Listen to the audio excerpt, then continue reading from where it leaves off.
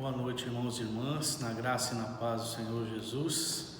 Hoje, terça-feira, dia 12 de janeiro, nós nos encontramos para continuar nossas noites de oração, momentos em que a gente passa na presença de Deus para colocar diante dele as nossas preces, as nossas petições, e temos certeza de que Deus tem ouvido as nossas orações, temos certeza de que Deus tem sempre algo preparado para nós, algo de bom preparado para nós. Deus tem sempre a bênção certa preparada no tempo certo para cada um de nós. Hoje também nós vamos celebrar a Santa Ceia do Senhor. Quero convidar você a participar desse momento junto comigo. Se você talvez tenha se esquecido de preparar os elementos, você pode dar uma pausa no seu vídeo e preparar os elementos, o pão, o suco de uva, e depois voltar para continuar o culto, para podermos celebrar a ceia do Senhor juntos. Vamos orar então, vamos falar com Deus para termos esse tempo precioso na presença dEle. Pai bendito, nós louvamos o Teu nome, bendizemos o Teu nome porque Tu és Deus presente em nossas vidas. Te louvamos, ó Pai, porque tens cuidado de nós. A Tua mão está sempre posicionada sobre nossas vidas para nos abençoar, para cuidar de nós, ó Pai. Estamos sendo amparados por Ti a cada dia, a cada momento. Por isso Te louvamos porque somos Teus filhos. Te louvamos porque o Senhor nos comprou pelo sangue de Cristo Jesus derramado na cruz do Calvário. Hoje somos livres do pecado, hoje somos livres para Te adorar, temos o nosso nome escrito no livro do Cordeiro. Que bênção, Pai, poder ser chamado de Teu Filho, ó Pai. Então bendizemos por tudo isso, Te adoramos, ó Deus, e pedimos a Ti que esse tempo em que vamos estar diante de Ti seja um tempo proveitoso, um tempo cheio da Tua graça, cheio da manifestação do Teu Santo Espírito, em nome de Jesus. Amém. Quero te convidar a cantar essa canção junto comigo. Hoje nós vamos celebrar a Santa Ceia, e a Santa Ceia nos remete à cruz de Cristo. Foi lá que Jesus nos salvou dos nossos pecados, foi lá que Ele derramou seu sangue por nós. E a palavra de Deus diz que pelas suas pisaduras nós somos sarados. Então quero convidar você a cantar essa canção junto comigo. Eu olho para a cruz, e para a cruz eu vou, do seu sofrer participar, da sua obra eu vou cantar. Meu Salvador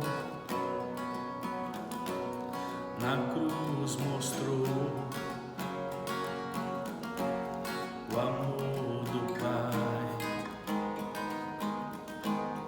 o justo Deus.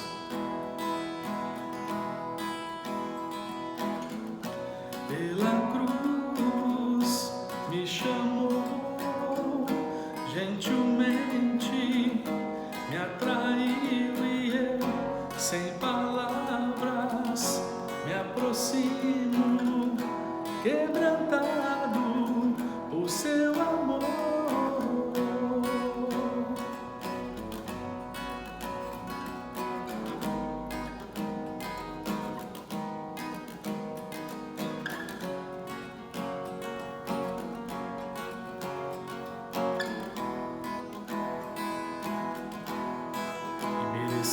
Da vida, de graça recebi, por sua cruz, da morte me livrou, trouxe minha vida. Eu estava condenado, mas agora pela cruz eu fui reconciliado.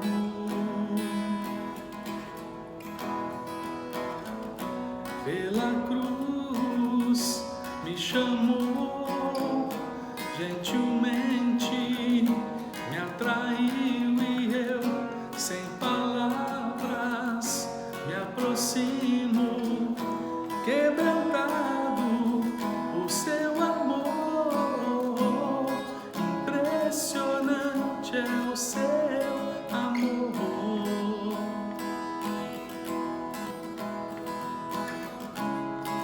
Me redimiu e me mostrou o quanto é fiel. Impressionante é o seu amor.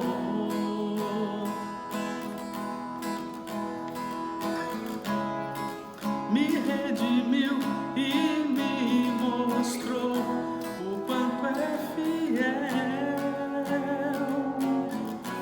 Pela cruz me chamou, gentilmente me traiu e eu, sem palavras, me aproximo, quebrantado o seu amor. Aleluia, Senhor. Obrigado pela tua salvação, Jesus. Amém.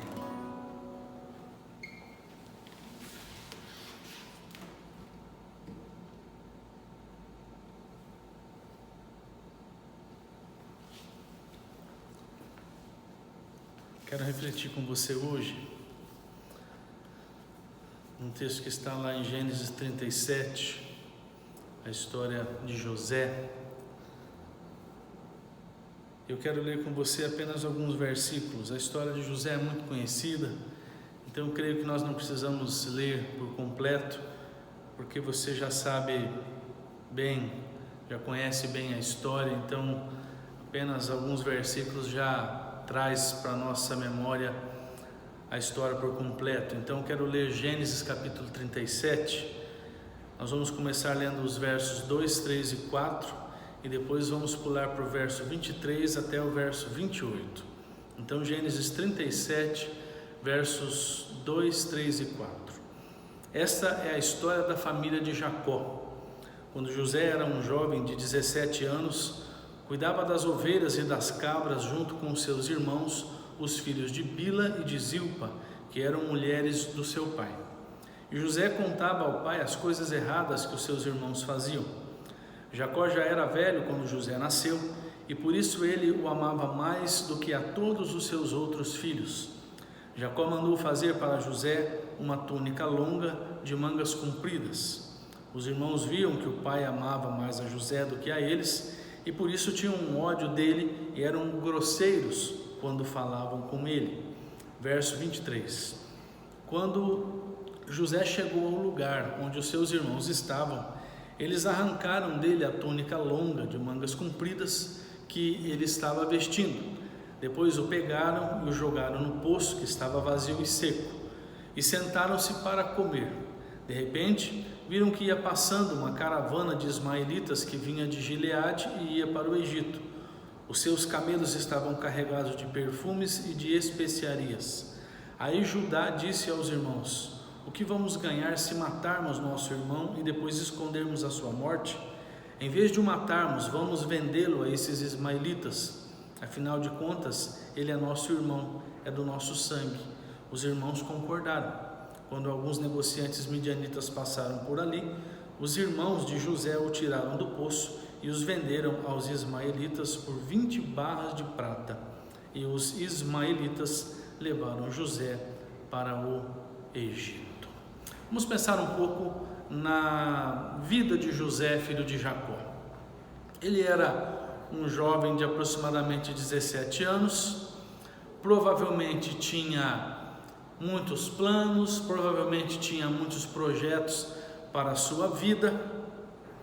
Como todo jovem, provavelmente ele pensava em crescer na vida, provavelmente pensava em ser um grande fazendeiro, um grande pecuarista, como era o seu pai.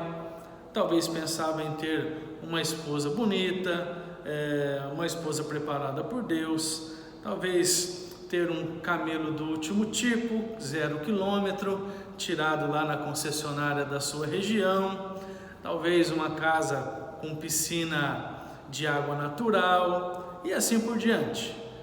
Projetos talvez haviam aos montes na sua mente de jovem. Mas por causa da inveja que os irmãos tinham dos seus sonhos, José foi vendido aos comerciantes de escravos que passaram ali perto deles. Depois de arquitetarem um plano, eles acabaram vendendo José e ele foi levado para o Egito e comprado por um alto funcionário do faraó. Tudo estava perdido, não é?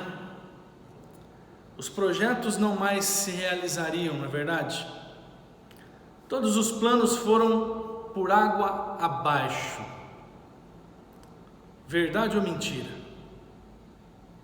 Mentira.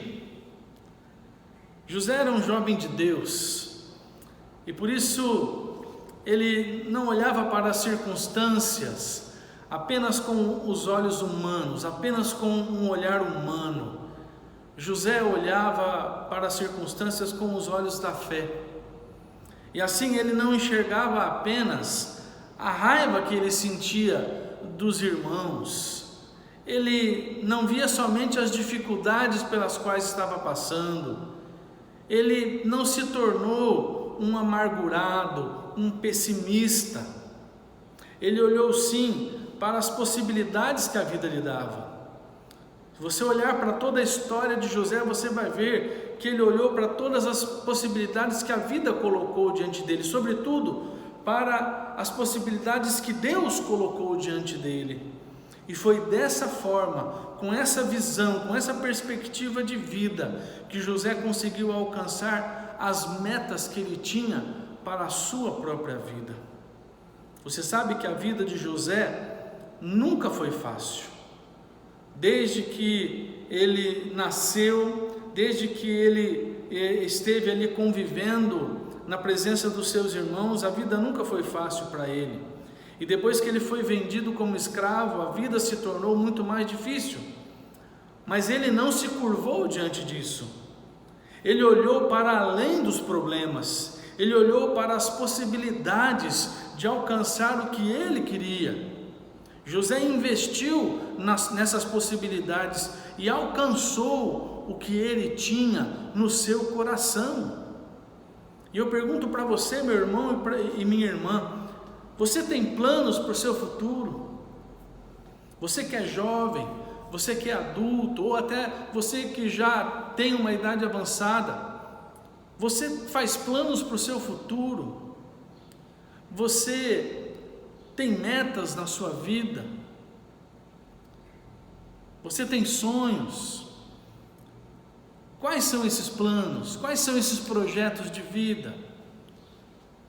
Você já notou que um número muito grande de pessoas desiste dos seus planos, desiste dos seus projetos, sem ao menos dar início a eles?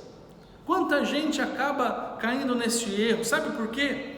Porque não conseguem enxergar as possibilidades que estão diante dos seus olhos, e por não enxergar, não investem nessas possibilidades. Por exemplo, há grandes possibilidades de uma pessoa ter a sua família restaurada, há grandes possibilidades de uma pessoa vencer os sentimentos ruins que constantemente afligem a sua alma, o seu coração, a sua mente. São muitas as possibilidades de uma pessoa ter aquele problema insistente, chegando ao fim, ter o fim desse problema, ver o fim desse problema. As possibilidades estão aí. Todos nós, irmãos e irmãs, estamos cercados de possibilidades. O que faz com que estas simples possibilidades se transformem em obras acabadas, finalizadas, são as nossas atitudes para com elas. Muitas vezes nós estamos com as possibilidades de realizar os nossos planos e os nossos projetos nas nossas mãos, mas não enxergamos isso. Daí nós desprezamos essas possibilidades, deixamos de investir nelas e por fim vemos os nossos sonhos, projetos, as nossas metas escorrendo ralo abaixo. José não desprezou as possibilidades. Quando lá no capítulo 39 ele chegou na casa de Potifar, ele poderia ter se tornado um escravo de baixa categoria. Ele poderia ter se conformado com aquela categoria que ele estava e ali ficado. Mas ele olhou para as possibilidades que estavam à sua volta e investiu no trabalho que o seu Senhor lhe deu. Ele foi o melhor escravo dentro da casa de Potifar. E por isso Potifar o elevou a mordomo de todos os seus bens. José poderia muito bem ter se revoltado com aquela situação. Para que fazer o melhor se ele era um escravo e não ganhava nada pelo seu trabalho? Ele poderia ter se rebelado, ele poderia ter tentado fugir, mas ele preferiu investigar as possibilidades e investir nas oportunidades que Deus lhe dava. Depois, a esposa de Potifar conspirou contra José. E no final do capítulo 39, José é levado à prisão. Pense bem, meu irmão. Ele foi odiado pelos seus próprios irmãos. Deveria ser um sentimento muito ruim para ele, né? Essa coisa de ser odiado pelos irmãos, rejeitado pelos irmãos. Os irmãos o venderam como escravo, como se ele fosse uma mercadoria inútil. Aí ele chegou até a casa de Potifar, mas quando as coisas pareciam que iam melhorar, ele sofre mais um golpe e é jogado na cadeia. José tinha tudo para se revoltar, e aos olhos humanos, descrentes, tinha tudo para se rebelar contra Deus. Mas José resolveu sondar as possibilidades. Mesmo lá na prisão, ele fez o melhor. Ele investiu tudo nas oportunidades que o cercavam dentro daquela cadeia. E logo toda a administração da prisão foi colocada nas mãos de José. Passado algum tempo, lá no capítulo 41, José foi chamado para interpretar os sonhos do rei do Egito, o faraó. Ele poderia ter negado em ir. Afinal de contas, ele era um mero presidiário. Quem é que ia precisar de um presidiário, de um detento? Ele poderia ter dito assim: quando eu me ofereci para ir, ninguém deu bola, agora eu também não vou. Só que ele não fez isso. José mais uma vez olhou para as possibilidades que existiam ao seu redor, enfrentou o perigo de ser morto se o faraó não gostasse da sua interpretação, e por conta dessa coragem, por conta de ter aproveitado essa oportunidade, ele foi feito o primeiro-ministro do Egito, um cargo que estava apenas abaixo do próprio faraó. Olha só que coisa maravilhosa que aconteceu na vida de José. Tudo porque ele olhou para as possibilidades e investiu nas oportunidades que Deus estava colocando diante dele. E aí, irmãos, depois de muito tempo, os irmãos de José vieram até o Egito para comprar comida. Naquela época só havia comida no Egito, porque José havia estocado muita coisa. Por conta da sabedoria que Deus havia dado a ele, ele foi um ótimo administrador e estocou muita comida. Quando José encontrou os seus irmãos, Ele poderia ter se vingado, ele poderia ter extravasado toda a sua mágoa, todo o seu ressentimento, poderia inclusive ter mandado matar todos os irmãos, porque ele tinha poder para isso. Mas ele preferiu mais uma vez sondar as possibilidades. Ele preferiu sondar as possibilidades de ter o relacionamento com os seus irmãos restaurado. Ele preferiu sondar as possibilidades de ter a sua família unida novamente. Ele preferiu sondar a possibilidade de rever o seu pai, que tanto o amava.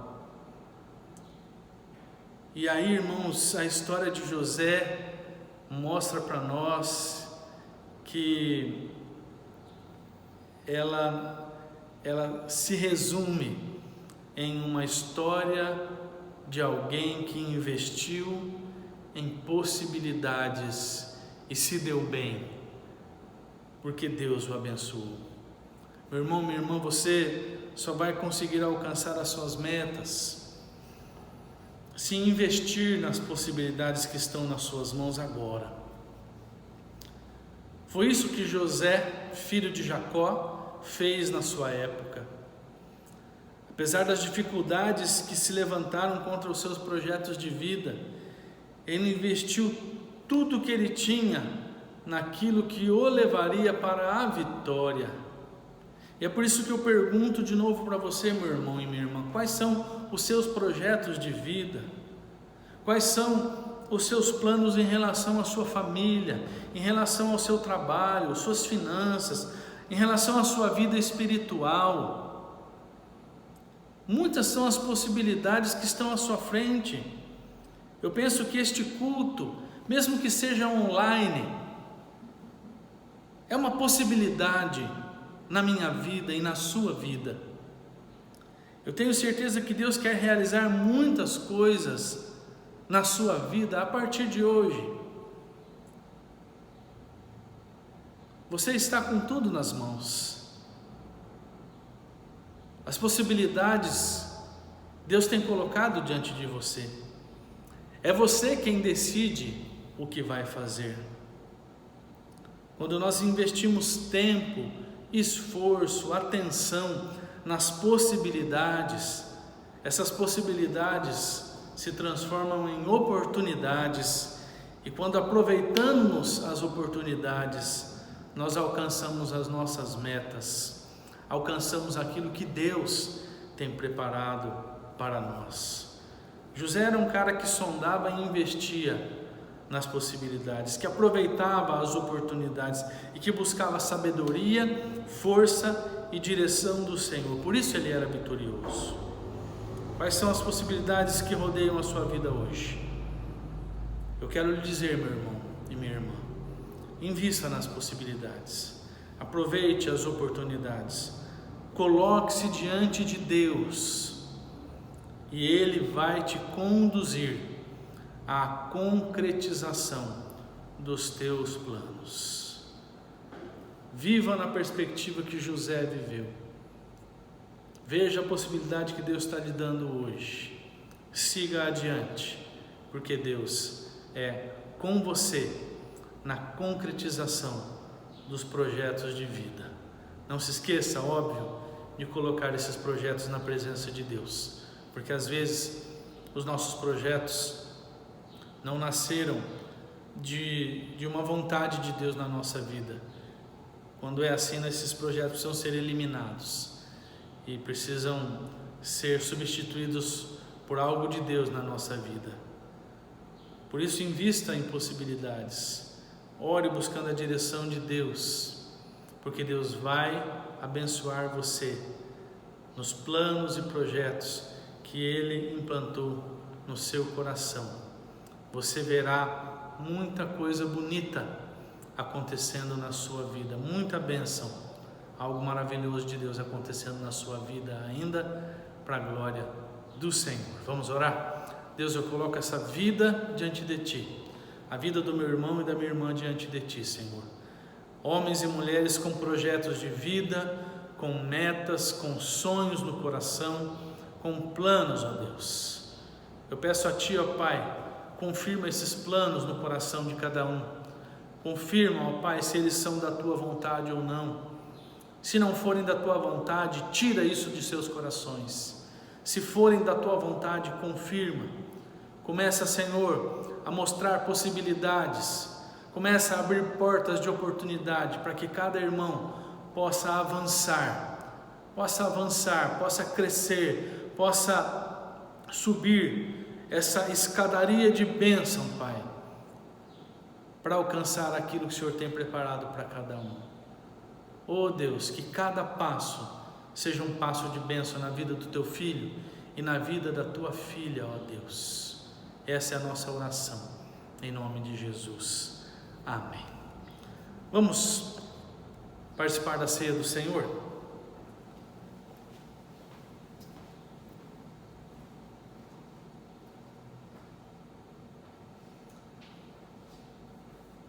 Lá em 1 Coríntios capítulo 11, a partir do versículo 23, o apóstolo Paulo, na direção do Espírito Santo, diz as seguintes palavras para nós: porque eu recebi do Senhor o que também vos entreguei, que o Senhor Jesus, na noite em que foi traído, tomou o pão e, tendo dado graças, o partiu e disse: isto é o meu corpo, que é dado por vós, fazei isso em memória de mim. Por semelhante modo, depois de haver ceado, tomou o cálice, dizendo: este cálice é a nova aliança no meu sangue, fazei isso todas as vezes que o beberdes em memória de mim. Porque todas as vezes que comerdes este pão e beberdes o cálice, anunciais a morte do Senhor até que Ele venha. Por isso, aquele que comer o pão ou beber o cálice do Senhor indignamente, será réu do corpo e do sangue do Senhor. Examine-se, pois, o homem a si mesmo, e assim coma do pão e beba do cálice. Pois quem come e bebe sem discernir o corpo, come e bebe juízo para si. Eu quero convidar você a participar desses elementos que se transformam agora em alimento espiritual para nós. Este é um tempo de celebração que alimenta a nossa alma, não tanto o nosso corpo, mas sobretudo a nossa alma, a nossa fé, a fé de que Jesus vai voltar. Quando nós olhamos para esses elementos, nos lembramos da cruz do Calvário, nos lembramos da ressurreição, lembramos também de que Ele vai voltar para levar a sua igreja com Ele. Esta mesa também nos leva a pensar na comunhão que temos com Deus, que se intensifica neste momento, e também nos leva a pensar na comunhão que temos uns com os outros. Eu quero convidar você a ter esse momento nessa perspectiva de fé, de esperança e de comunhão. Vamos orar? Pai bendito, nós colocamos nossas vidas diante de Ti, reconhecendo que somos pecadores, ó Pai. Pedimos perdão a Ti pelos nossos pecados, pedimos que o Teu sangue nos purifique de todo o pecado, nos torne mais alvos do que a neve, para que possamos, santificados, participar do Teu corpo, do Teu sangue, que eles sejam agora, Pai, alimento espiritual para cada um de nós. Abençoa o Teu filho, a Tua filha, que agora vão participar desta mesa, Pai, que o pão e o cálice que eles têm agora na sua casa sejam agora santificados, consagrados a Ti, para que sejam alimento espiritual para a vida deles, ó Deus, em nome de Jesus. Amém. Meu irmão, você que tem os seus elementos aí na sua casa, pode pegar o seu pão, participar, oferecer também para as pessoas que estão aí junto com você na sua casa. Faça isso em nome do Senhor Jesus.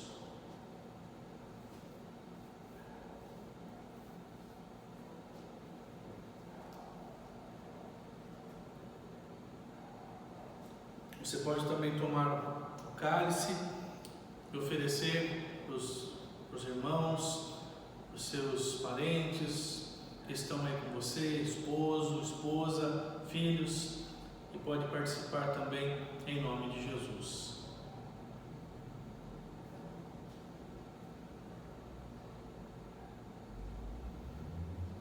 Amém. Que bênção, né? Que tempo precioso.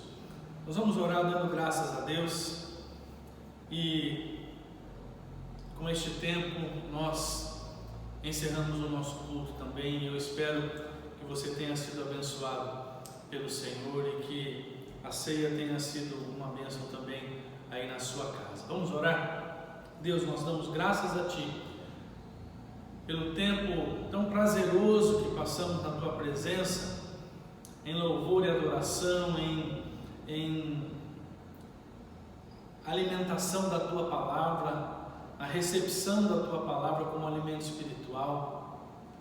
Te louvamos, Senhor, pelo alimento da Tua mesa, o pão e o cálice que recebemos também, que fortalecem a nossa fé, a nossa confiança em Ti, a nossa esperança pela vinda de Cristo, a nossa comunhão cristã. Continua cuidando do Teu povo, Senhor. Eu te peço, Pai, pelos pactos de oração que cada filho e que cada filha do Senhor tem consagrado a Ti, aqueles irmãos que estão na caminhada de fé. Eu oro por aqueles que não estão no pacto de oração, mas estão colocando, ó Pai, um pedido, uma necessidade diante de Ti agora. Pai, que o Senhor venha olhar para cada necessidade, para cada pedido colocado diante do Teu altar, e que o Teu filho e a Tua filha possa haver bênção, possa haver milagre, possa haver libertação nas suas vidas, ó Pai, porque Tu és Deus de milagre. Nós cremos nisso, Senhor. Então, opera maravilhas na vida do Teu povo, na vida da Tua igreja, na vida do Teu filho e da Tua filha. É a nossa oração, em nome de Jesus. Amém. Meu irmão, Deus abençoe a sua vida. Foi bom estar com você neste tempo precioso, prazeroso, na presença de Deus. A gente volta a se ver no domingo para o nosso culto, e eu desejo que você tenha uma ótima semana. Fique com Deus, um abraço a todos e tchau, tchau.